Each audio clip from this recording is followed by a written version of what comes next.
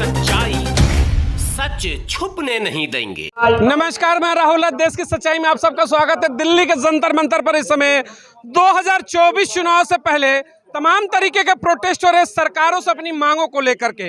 राष्ट्रीय अल्प बचत जो समाज है उनका भी अपनी मांगों को लेकर के किस तरीके का प्रदर्शन है। क्या 2024 चुनाव से पहले जो मांगे हैं उनके ऊपर सत्ता शासन क्या विचार करेगी? क्या इन्हीं मुद्दों को लेकर के 24 के चुनाव को भी टटोलेंगे कि सत्ता में परिवर्तन होगा या फिर तीसरी बार भी नरेंद्र मोदी की वापसी होगी? क्या आज आप सबका दिल्ली के जंतर मंतर पर हजारों की संख्या में प्रदर्शन है। प्रमुख मांगे क्या है 2024 चुनाव से पहले इस तरीके का बड़ा प्रदर्शन? देखिए, ऐसा है कि हम लोग का साथ सबसे बड़ा अन्याय किया जा रहा है। कभी बताया गया था कि अपना आदरणीय प्रधानमंत्री वो चौकीदार है। हाँ, चौकीदार है, मगर हम लोग भी तो चौकीदार है। पूरा देश का अर्थव्यवस्था का चौकीदार है हम लोग। हम लोग के लिए साधारण इंसान ना भटक के पोस्ट ऑफिस में आकर के उनका बचत करते हैं।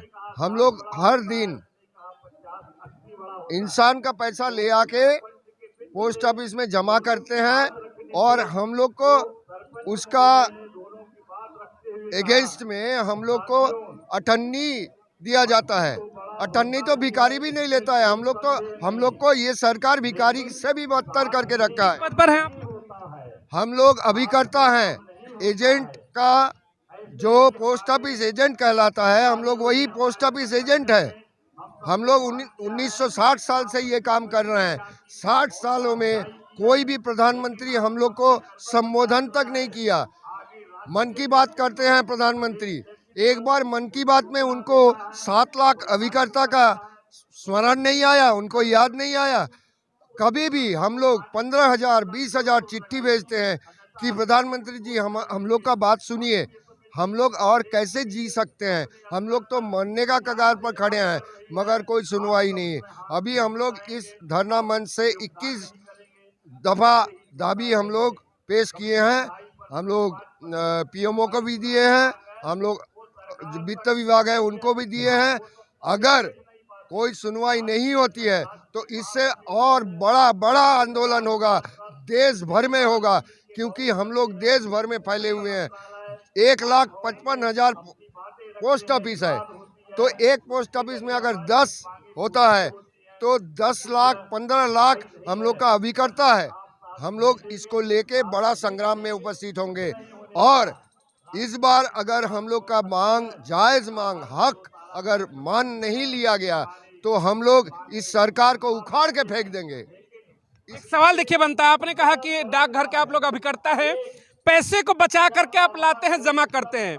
वहीं देश में दूसरे बड़े बड़े उद्योगपति हैं, हमारे ही पैसा लूटकर विदेशों में भाग जाते हैं। सही में, लेकिन जो पैसा बचा के लाता है उसके ऊपर सरकार चर्चा ही नहीं करती है। क्यों? हमारा जो एजेंट लोग है ना, एजेंट लोग को अभी तक सरकार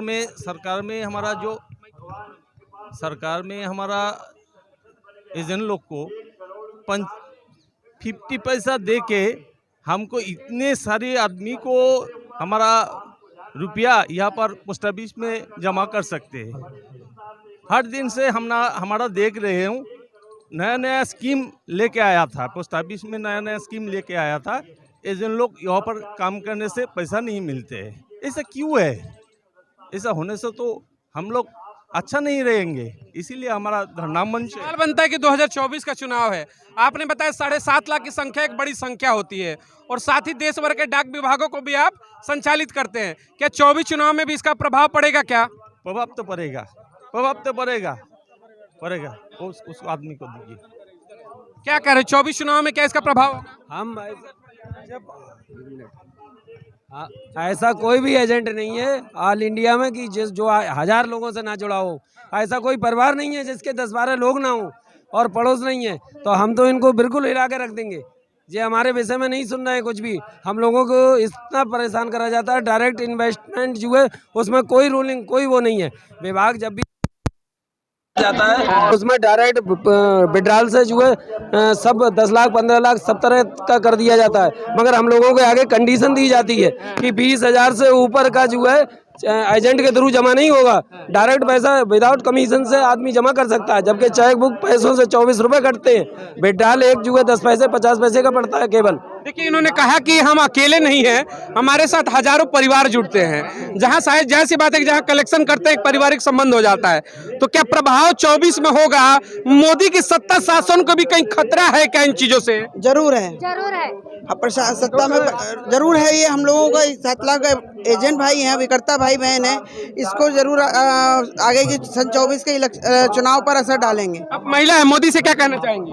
हम महिला हैं, अब भीख नहीं, हमें अधिकार चाहिए और अपना कमीशन जो है हमारा वापस हमको दे, जो हमारा उन्होंने छीना है। अगर नहीं मांगे पूरी होती हैं तब 24 का इलेक्शन है, चुनाव है, सत्ता में परिवर्तन हो सकता है। जरूर होगा। 24 चुनाव में असर होगा क्या इसको? अगर आपकी मांगों को लेकर लंबी लड़ाई है, आप लंबे समय से लड़ती आ रही हैं, मांगे पूरी नहीं होंगी तो क्या होगा?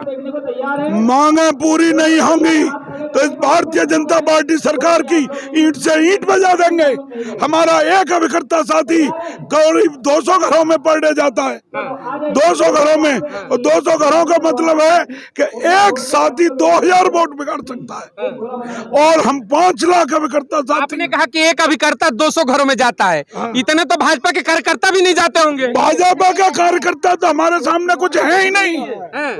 भाजपा का कार्यकर्ता तो हमारे हाथ जोड़ते हैं। तो मोदी की कुर्सी हिलेगी क्या इस बार? निश्चित हिलेगी। अगर मांगे पूरी नहीं होती है तो? मांगे नहीं मानी गई तो निश्चित हिलेगी।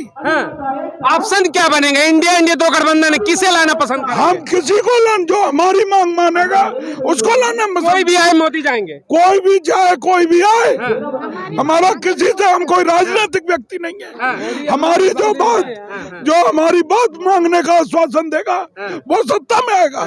जो आपके लिए खड़ा होगा उसके लिए सिंपल सी बातें खड़े होंगे। हाँ जी सर, खड़े होंगे सर, पक्का। सत्ताओं को आप कहना चाहेंगे कुछ? बस यही सर, इंतजार आप नहीं कुछ कहेंगे? नहीं सर। वोटर तो हैं आप, आपका भी अधिकार है, अभिकर्ता है, नौकरी भी करते हैं, अपने हक के लिए नहीं बोलेंगे तो कौन बोलेगा? बस सर ये बोलेंगे जो हमारी मांगे हैं, जो डिमांड है हमारी, वो पूरी की जाए, और जो हमारा कमीशन कम हो गया है उसको पूरा किया जाए। हाँ जी। देखिए, सरकारें अक्सर बहरी होती हैं, कोई भी सत्ता हो, मैं कहूंगा राहुल हो मोदी हो, नथिंग मैटर। सवाल एक उठता है कि सरकारें डरती किससे हैं? तो सिर्फ और सिर्फ उंगली के और अंगूठे के ताकत से। जो वोट के दिन हम जाते हैं और ईवीएम को दबाते हैं, अंगूठा लगाते हैं, सरकारें उसी से डरती हैं। तो क्या वो समय आ गया है कि डर तो दिखाना पड़ेगा? देखिए, हमारा मोदी जी से निवेदन है कि आप नींद से जागो। जो आपको अहंकार हो गया है कि सर्वे हम ही सब कुछ हैं, उससे बाहर निकलिए। हमारी ताकत का आकलन लगाइए। हम 5.5 लाख अभिकर्ता 1.5 लाख पोस्ट ऑफिसों में काम करते हैं, और एक अभिकर्ता कम से कम 200 परिवारों में जाता है। जरा मल्टीप्लाई करिए कि हम कितने वोटों का प्रभाव करेंगे आपके क्षेत्र में। एक बात। दूसरी बात है कि ये तो अभी हमारी झांकी है, अभी तो ये अंगड़ाई है, आगे बहुत लड़ाई है, और अगर सरकार ने नहीं मांगा तो ये याचना नहीं, रण होगा, संघर्ष बड़ा भीषण होगा। हम अपने अधिकार लेकर के रहेंगे, और नहीं मिलेंगे तो छीन लेंगे। इतना आपने कहा कि याचना नहीं अब रण होगा। रामचरितमानस की भी चौपाई है, विनय न मानत जलद जल गए बीत दिन 3, बोले राम सको तब भय भी न होए न प्रीत। तो भय पैदा होगा क्या मोदी के लिए इस बार मन में? बिल्कुल होगा साहब, बिल्कुल होगा, क्योंकि वो वोट की राजनीति करते हैं और सबको सब कुछ दे रहे हैं। केवल हम अभिकर्ताओं का ही शोषण करवा रहे हैं डाकघरों के माध्यम से, और इनको सब कुछ पता है कि हमारा डाकघर का अभिकर्ता कितना शोषित, पीड़ित और उत्पीड़ित हो रहा है, और इनका टारगेट है कि उत्पीड़न करके ये अपने आप स्वतः चले जाएं या हम उनको अपनी ताकत के बल पे हटा दें। लेकिन देखिए, आपने विनय बहुत किया, हाथ जोड़ा, विनती किया, कहा कि 7.5 लाख है, मोदी जी मान जाइए। मोदी जी सफाई कर्मियों के पैर छूते हैं, लेकिन जब अभिकर्ताओं की बात आती है तो मुंह से मन की बात निकलती ही नहीं। तो विनय तो बहुत हुआ, अब क्या लग रहा है कि भय पैदा करना चाहिए? करना ही पड़ेगा, कि मोदी जी का कहना नारा है सबका साथ सबका विकास, पर कहाँ है? ये क्या हो रहा है कि एजेंट का विध्वंस हो रहा है पूरा। तो एक जब अत्याचार की परिसीमा होती है तो एक क्रांति पैदा होती है। अगर जब क्रांति पैदा होती है तो बड़े बड़े दल जो है ना उखड़ फेंक जाते हैं। इसके लिए मोदी जी को मानते हैं और हमको पक्का विश्वास है वो हमारी मांगे जरूर पूरी करेंगे। हमारे सिस्टम की कमी है जो हमारी आवाज़ उनके कान तक जा नहीं रही है। 9 साल में पूरा नहीं, क्या उम्मीद है कि 6 महीने में होगा? नहीं, अभी तक तो संगठन तैयार नहीं था। अभी क्रांति की लहर दौड़ रही है और क्रांति की मजा जाग गई है तो उनको जागना ही पड़ेगा। अच्छा, मोदी जी कहते हैं सबका साथ सबका विकास, तो अभिकर्ता भी तो इसी समाज का हिस्सा है। आपका भी विकास होना चाहिए, आपका भी साथ होना चाहिए। वोटर आप भी हो, वोट आप भी देते हो, टैक्स पेयर आप भी हो, टैक्स आप भी देते हो, फिर आपकी अनदेखी क्यों? अनदेखी पता नहीं, उनको अभी तक हम लोग ने आवाज़ नहीं उठाई थी हमारे लिए। सब स्कीम के लिए उन्होंने डायरेक्ट चालू की थी, तो अभी हम लोग बोल रहे हैं कि हमारे लिए कमीशन बना दिए। जय, उम्मीद है कि अब मोदी सुनेंगे। लेट ही है, सही है। अभी हम लोग अभी लड़ाई शुरू कर दिए।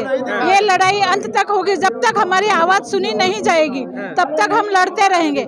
आज यहाँ लड़े हैं, आगे और कहीं वहाँ है ना राम। सबसे बड़ी लड़ाई तो 2024 में वोट बैंक की लड़ाई। अगर नहीं मांगे पूरे तो वोट की लड़ाई भी लड़ेंगी क्या? लड़ेंगे, जरूर लड़ेंगे। आज हमारे 5 लाख कार्यकर्ता हैं, उन्होंने आवाज उठाई तो बहुत बड़ा क्रांति होने वाला है।